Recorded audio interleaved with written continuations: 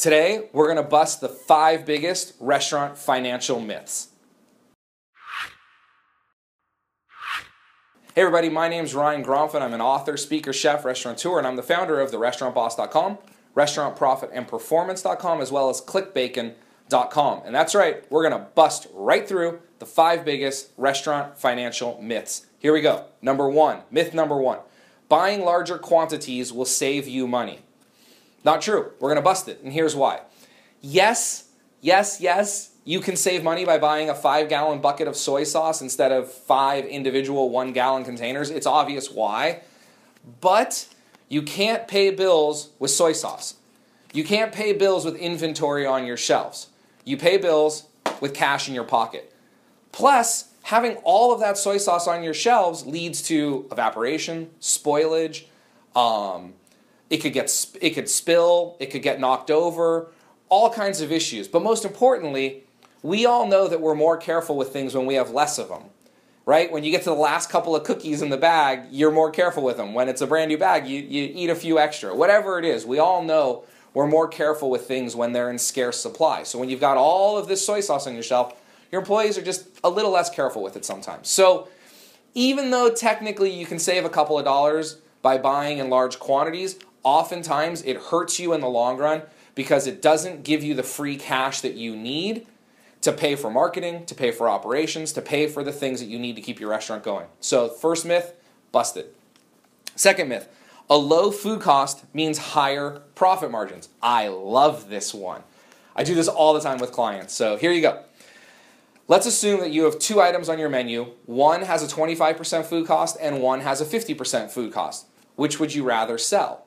Right? It's obvious, the 25% food cost item.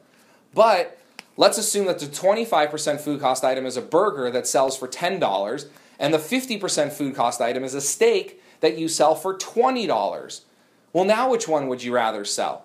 Depending on how quick you are at math, I think you would rather sell the steak because 50% food cost on a $20 item is $10 in profit. While the burger has a 25% food cost, you only sell it for $10, so your profit is only $7.50. I would sell steaks all day long instead of burgers at a 50% food cost. So myth number 2, that a lower food cost means higher profit margins, totally busted, no question about it. Number 3, it's better to have a cash drawer over than short at the end of a shift. Obviously, an overage means that there's more money than is supposed to be in the cash drawer, and a shortage means there's less. Well, we know shortages are bad because money's not there that you're supposed to have. But overages, are they bad? Absolutely. This myth is totally busted. Overages are just as bad, if not worse, because it means a couple of things. Most importantly, it means that potentially you're stealing from your customers. And by stealing from your customers, I don't mean intentionally, but you're not giving them the right change. That's one. Another reason that overages are bad is that it could mean that there's theft. It's one of the best indicators to cash theft is an overage, is because it's possible that your employees are playing games with the system and their game caught up to them. They weren't able to reconcile in their head by the end of the shift. And so it's possible that there's more money in the drawer. Usually employees are pretty careful to make sure that there's not going to be a shortage if they're playing games like this, because shortages send up red flags. But for most employers, for most owners, overages don't send up red flags. So employees tend to err on the side of caution and make sure the drawer is a little bit over. Either way, this is busted. Your drawer should not be short. It should not be over. It should be dead on to the penny every day. No exceptions. Okay, so myth number 4 is that determining each item's food cost is important to setting prices on your menu. I'm going to bust this myth, and here's why.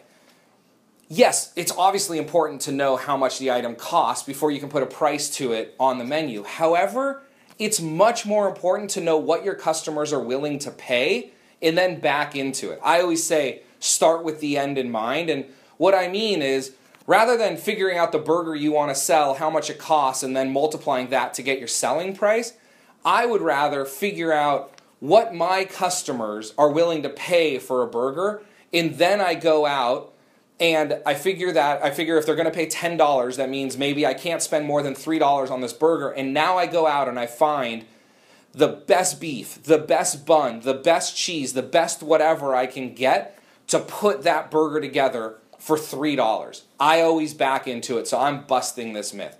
It's more important to know what your customers are willing to pay than you put out the best quality for what you can afford to do at that price.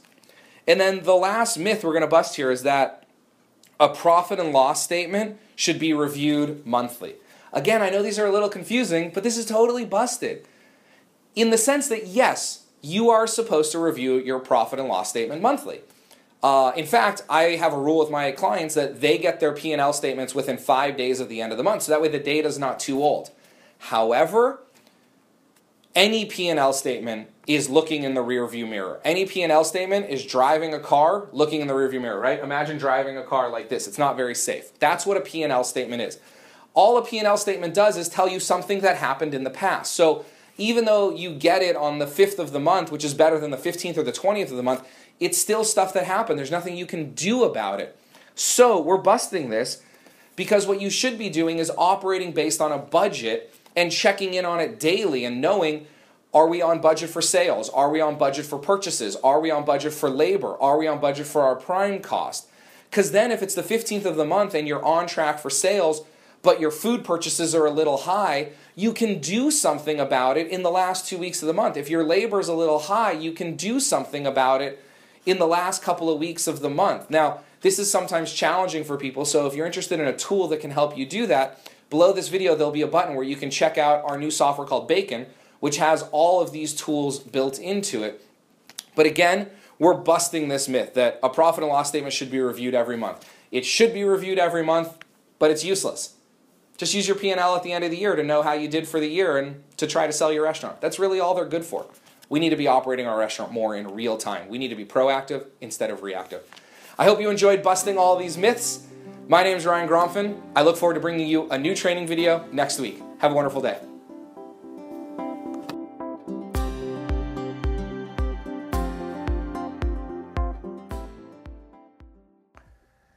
Hey everybody, Ryan here. I really hope you enjoyed that video. Would you mind doing me 3 really quick favors? First, would you like this video? Wherever you're watching it, there'll be a button for you to go ahead and click and like the video and then leave a comment somewhere so I could answer your questions. 2, would you go ahead and subscribe to this channel? That way I can continually deliver you the newest updates every time I release a video.